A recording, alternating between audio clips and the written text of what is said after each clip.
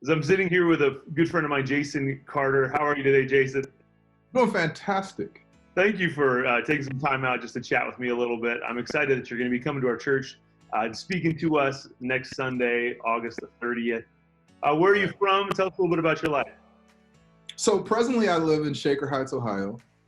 Originally from Texas, born in Odessa, Texas. Moved from there to Minneapolis, Minnesota, which was very interesting transition. Basically raised in Minnesota, moved back to Texas to wrap up high school, attended college. College was really kind of a transition point for me. So I grew up in the church, really arguably PK, preacher's kid. Mm-hmm. My parents were music ministers. My grandfather on my father's side, I grew up in his church, but I was born and ultimately raised in my grandfather on my mother's side's church for the first probably 8 years of my life.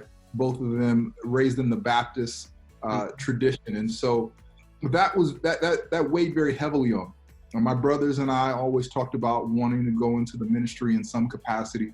Yeah. And so when it was time for college, I always believed in confirmation, that you pray, and I always wanted to ask God for confirmation. And so when it was time for me to transition from junior college or community college to the university, I was asking God whether he wanted me to go to Dallas Theological Seminary or whether he wanted me to go to the University of Texas, Dallas. And I prayed about that. And I really felt like God confirmed that he wanted to use me in the secular world as his vessel. And so I went and acquired a secular education, came to Cleveland, spent a year volunteering with AmeriCorps, which I thought was a fantastic time. At that time, I was very much invested in the nonprofit sector. And so the question I had recently read a book that discussed whether or not nonprofits were feeding on the community or feeding the community. And so I was curious about that, and I wanted my time with AmeriCorps to be kind of my passage into that conversation. But, during that time, God, I really felt called. I was trying to figure out whether my calling at that point was to go to law school or to ultimately try to get a public sector job. I had always felt called to the area of education. Since the passage of Brown v. the Board of Education, there was a mandate on the United States to provide educational opportunities equally to all citizens. And I think we all are fairly well aware that that doesn't happen and hasn't happened. And so that was my inspiration to becoming a lawyer, was a desire to try to impact that in some way, spiritually, politically, socially. Yeah. And so I ended up going to law school. You would say that you sense the injustice currently at work in the system and felt like the Lord was calling you into it in order to be his, one of his vessels and making some positive change.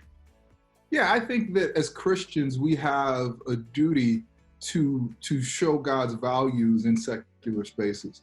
And I think that's how we influence secular spaces, is by being in those spaces and being a living vessel, a living testament of God. And so justice in itself is something that God has called us to do. And so that was always really important to me. I also benefited from it.